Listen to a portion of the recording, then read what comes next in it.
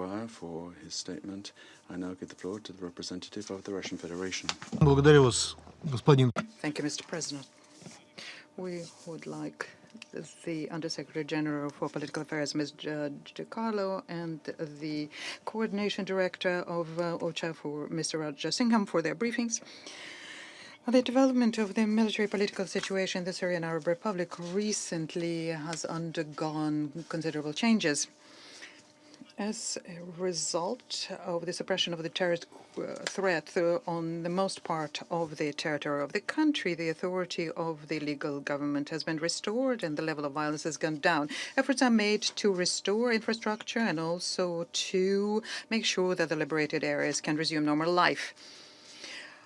Obviously, talking about the end of the Syrian conflict would be premature because a number of serious issues need to be resolved first. And first of all, what is needed to be done is to continue intensively support the efforts made by the Special Envoy Geir Pedersen when he's trying to provide new impetus to the political settlement in Syria.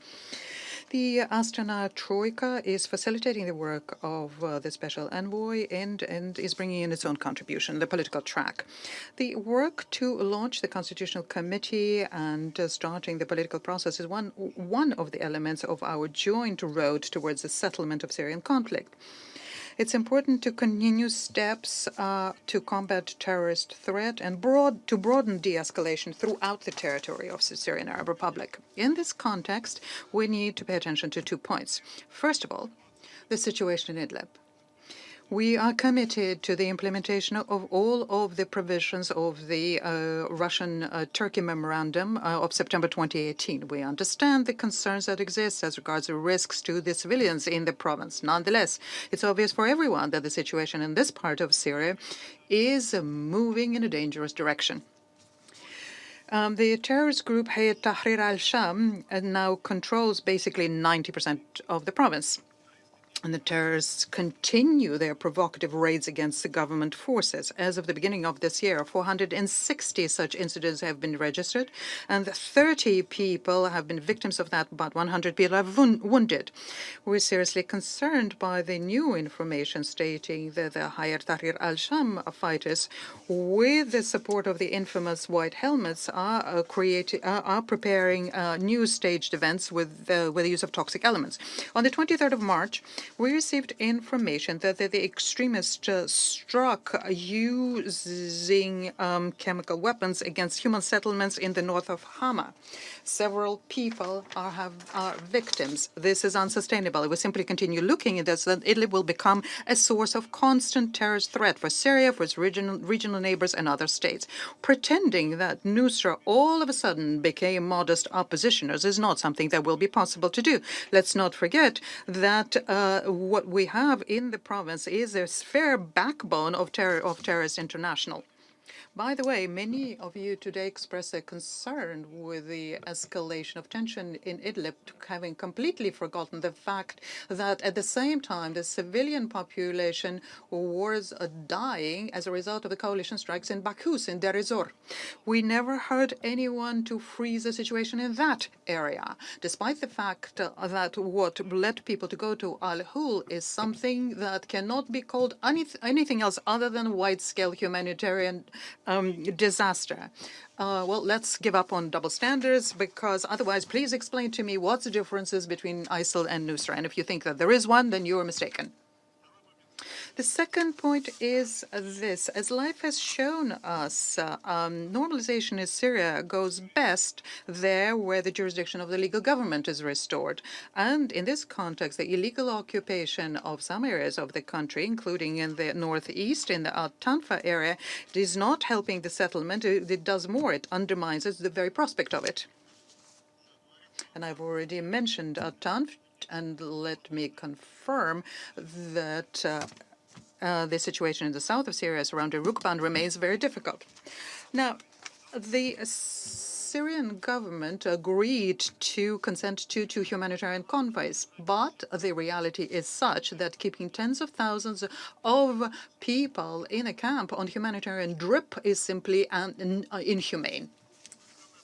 The survey of the people in Rukban showed that the absolute majority of them want to leave the camp. Nonetheless, they cannot do it.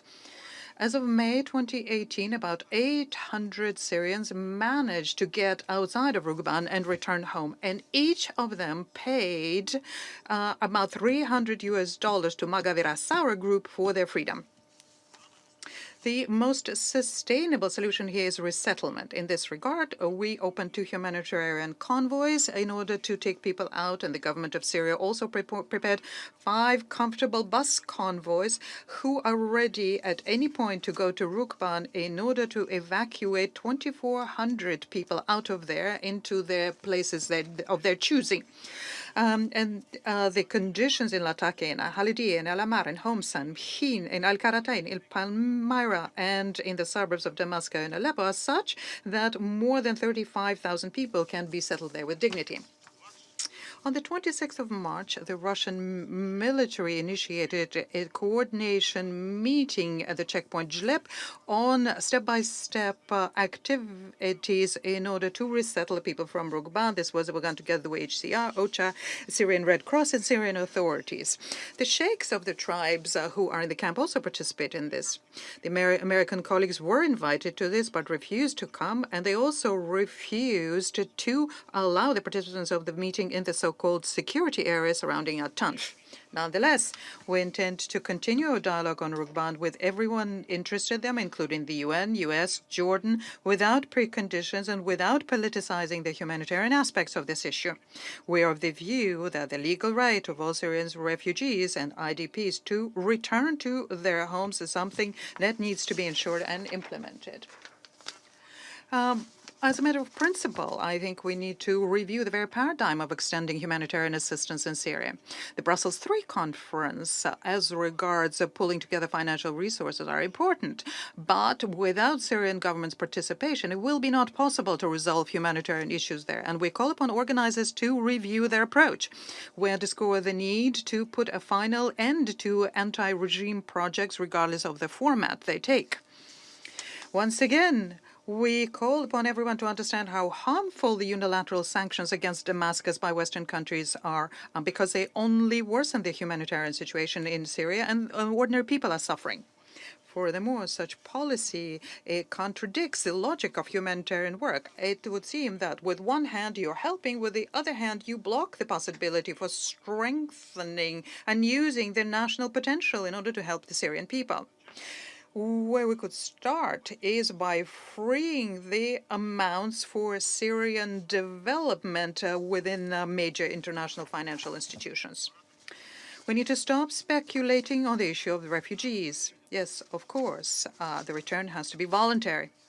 But it is well known that most of the Syrians do want to go back to their homeland, and the Syrian government is ready to extend the needed guarantees. And the flow of Syrian refugees returning to their place of origin in Syria is constantly growing.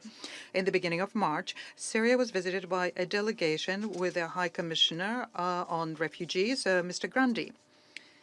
In addition to the contacts in Damascus with the leadership of Syria, they managed to see the places where the return Syrians are in Homs and Hama. And in the course of such trips and talking to the Syrians, the UN people saw that the people repatriated are working in normal conditions and are not complaining about the conditions under which they were returned. We propose that everyone become involved in honest partnership on returning stability to Syria, not only by combating terrorism, but also through restoring the economy of the country, and we are contributing to that. With our assistance, more than 31,000 homes were restored, 148 medical and 136 schools, and more than 1,000 kilometers of road have been repaired. Together, we will be able to put an end to the hostilities in Syria and focus on moving the political process forward. And this will ensure that there's national reconciliation in the country. Thank you.